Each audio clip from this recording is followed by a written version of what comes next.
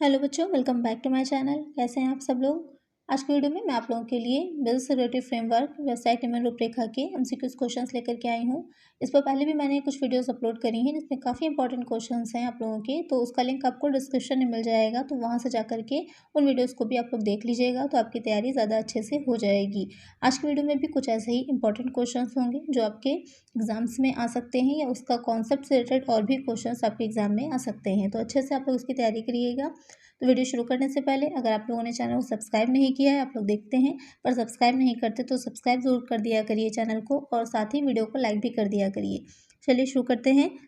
पहला क्वेश्चन लेते हैं। पूर्व संबंध होना आवश्यक है। Prayer relationship is necessary in case of. Question आपसे पूछ रहा है कौन सी ऐसी सिचुएशन है, जो कंडीशंस नीचे दे रखी हैं उसमें पहले से संबंध होना, जो पक्षकार हैं, पार्टीज हैं, उनके बीच में पहले से संबंध होना ज़रूरी होता है।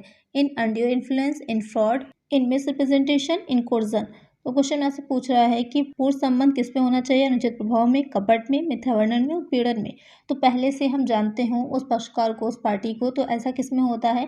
ये चारों ही किसकी सिचुएशंस दे रखी हैं, जो फ्री कंसेंट होता है, स्वतंत्र सहमति होती है, उसकी चारों अवस्थाएं दे रखी हैं कि इन चारों के माध्यम से स्वीकृति ली गई है, सहमति ली गई है, तो फिर उसे स्वतंत्र सहमति नहीं माना जाता है। तो यहाँ पर जो पूर्व संबंध होना है वो हो जाता है अनुचित प्रभाव के द्वारा। अगर अनुचित प्रभाव के द्वारा कोई भी सहमति ली गई है तो वहाँ पर उसे स्वतंत्र सहमति नहीं माना जाता है, और इसके लिए पहले से संबंध होना ज़रूरी है। अनुचित प्रभाव किस पर डाला जा सकता है, जब हम उस व्यक्ति को पहले से जानते होंगे, तो यहाँ पर जैसे कि पेशेंट होता है और डॉक्टर होगा कि एक दूसरे को पहले से जानते हैं। जैसे नियोक्ता और एजेंट होगा, जो एम्प्लॉयर होता है उसका जो एजेंट होता है वो एक दूसरे को जानते हैं। बॉस है और उसका कर्मचारी है, एम्प्लॉय है, वो एक दूसरे को पहले से जानते हैं। तो क्या है, जो बॉस होता है वो कुछ अनुचित प्रभाव के द्वारा कोई भी अनुबंध में, कॉन्ट्रैक्ट में जो उसका कर्मचारी होगा उसकी सहमति ले सकता है। तो यहाँ पर करेक्ट आंसर है ऑप्शन ए, अनुचित प्रभाव। नेक्स्ट क्वेश्चन लेते हैं। स्वतंत्र सहमति न होने पर अनुबंध होता है। A contract without free consent is. Question में पूछ रहा है कि जो सहमति, अभी पहले ही मैंने समझाया था कि अगर सहमति जो है चार के माध्यम से, एक और चीज़ होती है साथ में, चार ऑप्शंस तो पहले आपने पढ़े हैं पहले के क्वेश्चन में, साथ में एक गलती और मिस्टेक ये भी होता है। इन पांच के माध्यम से अगर स्वीकृति ली जाती है तो उसे स्वतंत्र सहमति, स्वतंत्र स्वीकृति नहीं माना जाएगा। तो अगर इस तरह की सहमति है कि जो स्वतंत्र रूप से नहीं ली गई है, तो वहाँ पर अनुबंध कैसा होगा। Voidable, wide, illegal, valid.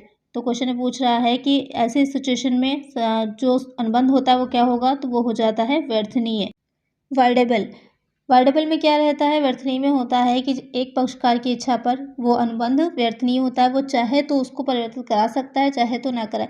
यानी कि जो पीड़ित पक्षकार जिसको हानि हुई है उस अनुबंध से, तो वो चाहे तो उसे अनुबंध को कंटिन्यू रख सकता है, चाहे तो उसे समाप्त करवा सकता है, और जो भी क्षतिपूर्ति कंपनसेशन होगा वो ले सकता है, या अपनी जो भी उसने संपत्ति दी थी या धन दिया था तो उसको वापस ले सकता है। तो यहाँ पर करेक्ट आंसर क्या हो जाएगा, ऑप्शन ए, व्यर्थनीय या फिर वाइडेबल। नेक्स्ट क्वेश्चन लेते हैं। नेक्स्ट क्वेश्चन है, निम्न में से कौन सा बीमा अनुबंध क्षतिपूर्ति का अनुबंध नहीं है। Which of the following contracts of insurance is not a contract of indemnity. Contract of life insurance, contracts of group insurance, contracts of market insurance, contracts of property insurance. तो आपको बताना है कि इसमें से कौन सा अनुबंध जो है वो क्षतिपूर्ति का अनुबंध नहीं माना जाएगा। इसके लिए हमें समझना ये ज़रूरी होता है कि क्षतिपूर्ति के या इंडेमनिटी के जो कॉन्ट्रैक्ट होते हैं वो क्या होता है। तो क्षतिपूर्ति का अनुबंध जो होता है उसमें कोई एक पक्षकार किसी दूसरे पक्षकार को ये वचन देता है, प्रॉमिस देता है कि उसके द्वारा या किसी अन्य व्यक्ति के द्वारा कोई हानि की जाएगी तो उसकी पूर्ति वो करेगा। तो ये हो जाता है क्षतिपूर्ति का अनुबंध।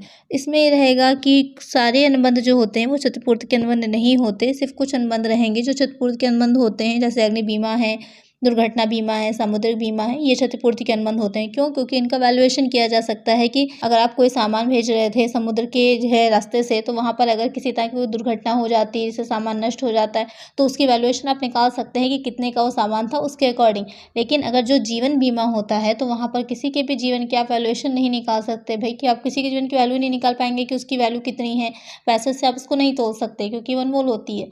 वही चीज़ है कि आप जीवन की वैल्यू नहीं निकाल सकते, इसलिए जीवन बीमा जो होता है वो क्षतिपूर्ति का अनुबंध नहीं होता है। तो करेक्ट आंसर यहाँ पर क्या हो जाएगा, ऑप्शन ए, जीवन बीमा, लाइफ इंश्योरेंस। नेक्स्ट क्वेश्चन है, एक गारंटी जो धारा 129 के तहत लेन देन की एक श्रृंखला तक फैली हुई है कहलाती है। A guarantee which extends to a series of transactions under Section 129 is called an absolute guarantee, a continuing guarantee, an invalid guarantee, a conditional guarantee।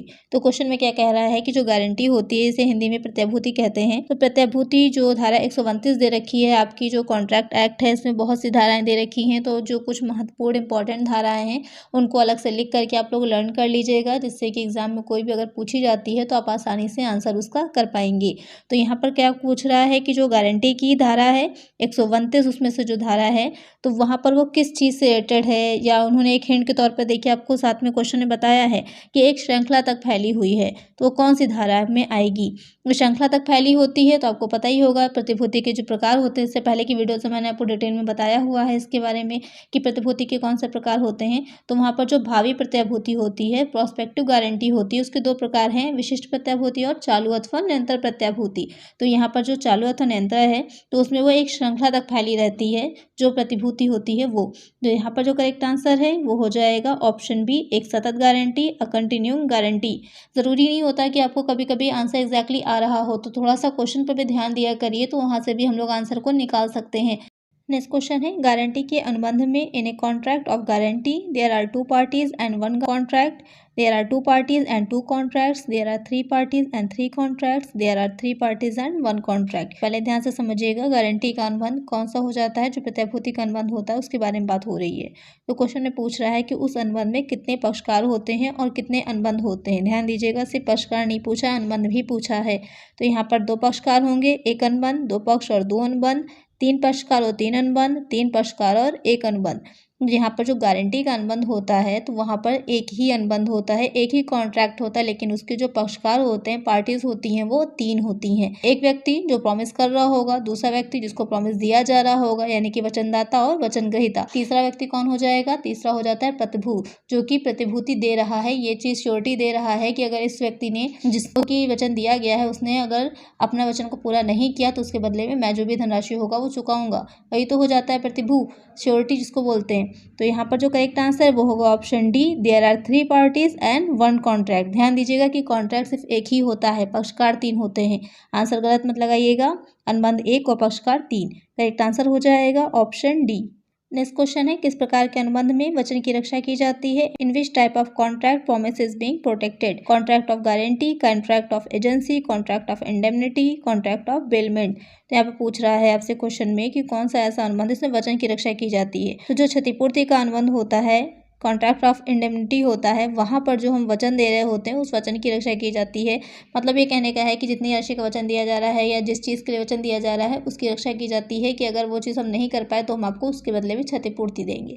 तो यहाँ पर करेक्ट आंसर है option C, contract of indemnity. Next question है, जिस व्यक्ति को guarantee दी जाती है उसे डैश कहा जाता है। The person to whom the guarantee is given is called dash, eater, debtor, surety, third party. तो जो व्यक्ति जिसको की गारंटी दी जा रही है, एक व्यक्ति तो गारंटी देने वाला हो जाएगा, दूसरा व्यक्ति गारंटी लेने वाला हो जाएगा। तो जो व्यक्ति गारंटी ले रहा है उसे क्या कहेंगे, सिंपल सी बात है, जो लेने वाला है क्या हो जाएगा, लेनदार हो जाएगा, एटर हो जाएगा। तो करेक्ट आंसर यहाँ पर हो जाएगा ऑप्शन ए। और इसके अलावा आपने पहले ही देख लिया कि इसमें तीन पक्षकार होते हैं, तीन पार्टीज होती हैं, एक मुख्य ऋणी हो जाता है, एक मुख्य ऋणदाता हो जाता है और तीसरा कौन हो जाता है, प्रतिभू हो जाता है। तो जो गारंटी जिसको दी जा रही वो हो जाएगा लेनदार, क्रेडिटर। नेक्स्ट क्वेश्चन है, गारंटी के अनुबंध के तहत किसे संरक्षित किया जाता है। Who is protected under the contract of guarantee, guarantor, creditor, third person, debtor. कौन सा व्यक्ति इस गारंटी के अनुबंध में प्रोटेक्ट होता है, तो वो व्यक्ति जो कि इसको की गारंटी दी जा रही होगी, जो गारंटी को ले रहा होगा वही तो प्रोटेक्ट होगा। गारंटी के अनुबंध में यही तो होता है कि एक व्यक्ति जो होगा वो किसी तीसरे व्यक्ति की किसी गलती या त्रुटि के दशा में उसके बदले में जो उसने प्रॉमिस किया होता है उसको पूरा करने का वचन देता है, तो वो उसकी या फिर उसके दायित्वों को पूरा करने का वचन देता है। यही तो होता है गारंटी में। तो अगर उस व्यक्ति ने किसी तरह की त्रुटि की, जो दो लोगों के बीच आपस में अनुबंध हो रहा है, अगर उनमें से किसी एक ने कोई त्रुटि करी है, तो जो व्यक्ति उसकी गारंटी ले रहा था वो व्यक्ति उस त्रुटि की दिशा में जो भी क्षतिपूर्ति होती है या जो भी आपस में डिसाइड हुआ होता है उस वचन को पूरा करता है। तो कौन संरक्षित होता है, जिसको की गारंटी दी जा रही होगी, लेनदार। करेक्ट आंसर यहाँ पर हो जाएगा ऑप्शन बी, लेनदार या फिर क्रेडिटर। नेक्स्ट क्वेश्चन है, प्रत्येक डैश अनुबंध नहीं है। Each dash is not contract, agreement, acceptance, insurance, promise. बहुत ही इजी क्वेश्चन है, इसको मैंने डिटेल में जो लेक्चर्स की वीडियो अलग से अपलोड है वहाँ पर बहुत अच्छे से डिटेल में इस क्वेश्चन को समझाया हुआ है। कि प्रत्येक अनुबंध ठहराव होता है लेकिन सभी ठहराव अनुबंध नहीं होते हैं। तो यहाँ पर जो क्वेश्चन में आपसे पूछा है कि each dash is not contract, तो क्या हो जाएगा, प्रत्येक ठहराव अनुबंध नहीं होते हैं। क्यों नहीं होते हैं, इसको मैंने काफ़ी डिटेल में समझाया था कि कुछ जो होते हैं परिवर्तनीय कराए ही नहीं जा सकते, कुछ आरंभ से ही व्यर्थ होते हैं, इस वजह से वो ठहराव जो होते हैं अनुबंध में परिवर्तित नहीं हो पाते। तो यहाँ पर करेक्ट आंसर क्या हो जाएगा, ऑप्शन ए, प्रत्येक ठहराव अनुबंध नहीं है। इससे और डिटेल में अगर समझना चाहते हो तो लेक्चर्स की वीडियो अलग से चैनल पे अपलोड है, तो उसको देख लीजिए आप, वहाँ से आपको और ईजिली समझ में आ जाएगा। नेक्स्ट क्वेश्चन है, एक अवयस्क वचनदाता के रूप में नहीं हो सकता है लेकिन वो डैश के रूप में हो सकता है। Minor can not be done as promissory but he can be done as dash, promisee, promise, adult, acceptance. Question में पूछ रहा है कि जो एक अवयस्क वचनदाता के रूप में नहीं हो सकता है। तो यहाँ पर आपने पढ़ा होगा कि पक्षकार की जो है अनुबंध करने की क्षमता, एक आप लोगों का चैप्टर है, वहाँ पर मैंने समझाया था, जो लेक्चर्स की वीडियो अपलोड हुई थी वहाँ पर मैंने आपको इसको डिटेल में समझाया था कि जो अवयस्क होता है वो ना तो कोई अनुबंध कर सकता है अपनी तरफ से, वो अपने फ़ायदे के लिए अनुबंध कर सकता है लेकिन उसके लिए उसको उत्तरदायी नहीं ठहराया जा सकता है कि आप उसने कोई अनुबंध किया है तो उससे कोई हानि हुई है तो सामने वाला पक्ष का उससे कोई क्षतिपूर्ति ले सके। क्यों, क्योंकि वो अनुबंध की करने की योग्यता ही नहीं रखता। जब वो वयस्क हो जाएगा तभी वो अनुबंध कर सकता है, अवयस्कता में वो अनुबंध नहीं कर सकता। इसीलिए क्वेश्चन और उठता है कि क्या अवयस्कता एक वरदान है, इस तरह का क्वेश्चन ये पूछा जाता है। यहाँ पर जो एक अवयस्क होगा वो वचनदाता के रूप में नहीं हो सकता लेकिन वो वचन ग्रहीता के रूप में हो सकता है। वो कुछ अनुबंध कर सकता है अपने प्रॉफिट के लिए, अपने लाभ के लिए। तो वचन वो लेने वाला हो सकता है लेकिन वो वचन दे नहीं सकता। अगर उसने दिया है तो उसके लिए उसको बाध्य नहीं किया जा सकता। तो यहाँ पर करेक्ट आंसर है ऑप्शन ए, प्रोमिसी या फिर वचन ग्रहीता। नेक्स्ट क्वेश्चन है, चूक होने की स्थिति में किसी तीसरे व्यक्ति के वचन को पूरा करने या दायित्व का निर्वहन करने के लिए एक अनुबंध के रूप में जाना जाता है। A contract to perform the promise और discharge the liability of a third person in case of default is known as contract of indemnity, contract of guarantee, contingent contract, implied contract. Question में पूछ रहा है कि अगर चूक हो गई है किसी तरह के वचन को पूरा करने में, जो वादा किया गया था, प्रॉमिस किया गया था, उस प्रॉमिस को पूरा करने में किसी तरह की कोई मिस्टेक या चूक हो गई है, तो वहाँ पर अगर जो दायित्व होता है, लायबिलिटी होती है, किसी तीसरे व्यक्ति पर अगर आ जाती है तो उस तरह का अनुबंध क्या कहलाता है। अब इससे पहले के क्वेश्चन में मैंने आपको समझाया था कि कौन सा अनुबंध होता है, ये हो जाएगा गारंटी का अनुबंध, कॉन्ट्रैक्ट ऑफ गारंटी। यहाँ पर 3 पक्षकार होते हैं। जो आपका क्षतिपूर्ति का अनुबंध होता है वहाँ पर सिर्फ 2 पक्षकार होते हैं, लेकिन जो गारंटी का अनुबंध होता है वहाँ पर 3 पक्षकार होते हैं। एक जो 2 व्यक्ति जो आपस में कर रहे होते हैं अनुबंध, और तीसरा वो व्यक्ति जो गारंटी दे रहा होता है। करेक्ट आंसर यहाँ पर हो जाएगा ऑप्शन बी।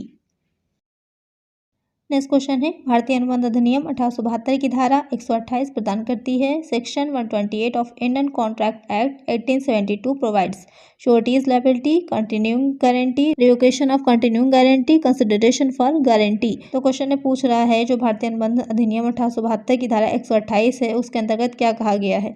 तो वहाँ पर जो प्रतिभू की देयता होती है, प्रतिभू का जो दायित्व होता है, उसके बारे में ये धारा कहती है।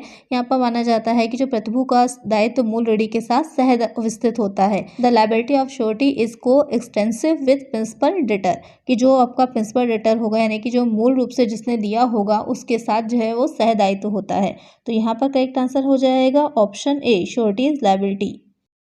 नेक्स्ट क्वेश्चन है, हानि रक्षा अनुबंध में पक्षकारों की संख्या होती है। इन contract of indemnity the number of parties is 2, 1, 3, 4। अब इससे पहले एक क्वेश्चन में ही मैंने जहाँ पे एक्सप्लेनेशन दिया था तो उसमें आप लोग को इसका आंसर समझाया था कि जो ये वाला अनुबंध होता है हानि रक्षा का, कॉन्ट्रैक्ट ऑफ इंडेमनिटी, उसमें कितनी पार्टीज होती हैं, कितने पक्षकार होते हैं। तो जल्दी से इसका आंसर मुझे कमेंट करिए कि करेक्ट आंसर इसका क्या होगा, इसमें कितने पक्षकार होते हैं। जो एक्सप्लेनेशन होता है उसको ध्यान से सुना करिए, उससे आपके और भी कई क्वेश्चन जो होते हैं वो सॉल्व हो जाते हैं। तो यहाँ पर इसका आंसर मुझे जल्दी से कमेंट करिए। नेक्स्ट क्वेश्चन है, निक्षेप के अनुबंध में हस्तांतरण होता है। In a contract of bailment there is transfer of ownership, possession, custody, ownership and possession both. Question में पूछ रहा है जो निक्षेप का अनुबंध होता है, तो निक्षेप का अनुबंध होगा कि पहले ये समझ लेते हैं। निक्षेप के अनुबंध में रहता है कि एक व्यक्ति किसी दूसरे व्यक्ति को किसी उद्देश्य से कोई माल या कोई गुड्स जो होते हैं वो सुपुर्द करता है कि उसका उद्देश्य पूरा होने के बाद वो गुड्स जो होते हैं उसको वापस वो लौटा देगा। तो इस तरह का जो अनुबंध होता है वो निक्षेप का अनुबंध कहलाता है। फॉर एग्जाम्पल अगर हम बात करें जैसे कि शादी वगैरह होती है तो वहाँ पर जो मैरिज हॉल लेते हैं या साथ में जो क्रॉकरीज वगैरह ली जाती हैं तो वहाँ पर वो लोग उसको देते हैं। उसके बाद जब आपका काम पूरा हो जाता है आप उन्हें वो चीज़ वापस कर देते हैं तो क्या है वो निक्षेप हो जाएगा, निक्षेप का अनुबंध होता है। तो उसमें क्या होगा, सिर्फ उसका अधिकार हस्तांतरित होता है जब तक आपने जो है जितना भी पेमेंट किया है, जितने टाइम के लिए लिया है उतने टाइम के लिए, और उसके बाद वो चीज़ आप उसको वापस कर देते हैं। तो आपको उस पर पोजीशन नहीं मिलता है, तो वहाँ पर आपको उस पर ओनरशिप नहीं मिलती है कि उस मैरिज हॉल पर या जो क्रॉकरी आपने यूज़ की है उस पर आपको ओनरशिप मिल जाए, सिर्फ उसको यूज़ करने का अधिकार मिलता है। तो यहाँ पर क्या आंसर करेक्ट होगा, करेक्ट हो जाएगा ऑप्शन बी, अधिकार, पोजीशन। नेक्स्ट क्वेश्चन है, बैंक खाते में धन जमा करना है, depositing money in bank account is a. बहुत इंपॉर्टेंट क्वेश्चन है, काफ़ी एक बार एग्जाम में पूछा गया है और आगे भी पूछा जाएगा कि बैंक खाते में अगर धन जमा कर रहे हैं तो वो क्या है। Contract of bailment, contract of pledge, contract of guarantee, relation of debtor and creditor. कि बैंक में अगर हम धन जो जमा कर रहे हैं, पैसे जमा कर रहे हैं तो वो क्या हो जाएगा, निक्षेप का अनुबंध, गिरवी का अनुबंध, गारंटी का अनुबंध या फिर देनदार एवं लेनदार का संबंध। तो यहाँ पर जो बैंक में पैसे जमा किए जाते हैं फिर निक्षेप के अनुबंध में होता है कि वो वस्तु वापस मिल जाती है। क्या आपने अगर 100 के नोट जमा किए हैं या 500 के ही नोट जमा किए हैं तो क्या ये गारंटी है कि आपको वही 500 के या 100 के नोट ही वापस मिलेंगे जब आप निकालेंगे। वो तो कितने भी अमाउंट में मिल सकता है, आपने 10,000 रुपये जमा किए, हो सकता है आपको 2-2 हज़ार के ही नोट मिल जाए। तो कुछ ऐसी गारंटी नहीं होती कि जो वस्तु आपने दी है एग्जैक्टली वही चीज़ आपको वापस मिलेगी। तो फिर ये कैसे निक्षेप का हुआ, निक्षेप भी नहीं है, ना ही गिरवी है, ना ही गारंटी है। क्या हो जाएगा, ये सिर्फ आपका रिलेशन होता है डेटर और क्रेडिटर का, क्योंकि वो आपस में जो बैंक और जो जमा करता है वो निक्षेपी नहीं है, ना ही निक्षेप ग्रहीता है यहाँ पर कोई। तो यहाँ पर करेक्ट आंसर क्या है आपका, ऑप्शन डी, देनदार एवं लेनदार का संबंध। आई होप आपको वीडियो अच्छी लगी होगी और क्वेश्चंस अच्छे लगे होंगे और अच्छे से समझ में आए भी होंगे। नेक्स्ट वीडियो में ऐसे ही कुछ और इंपॉर्टेंट क्वेश्चंस भी होंगे। तो अगर आप लोग को वीडियो अच्छी लगी है तो क्या करना है, जल्दी से वीडियो को लाइक करना है और सब्सक्राइब भी करना है और फ्रेंड्स के साथ वीडियो को शेयर भी करना है। मिलते हैं नेक्स्ट वीडियो में। Thank you.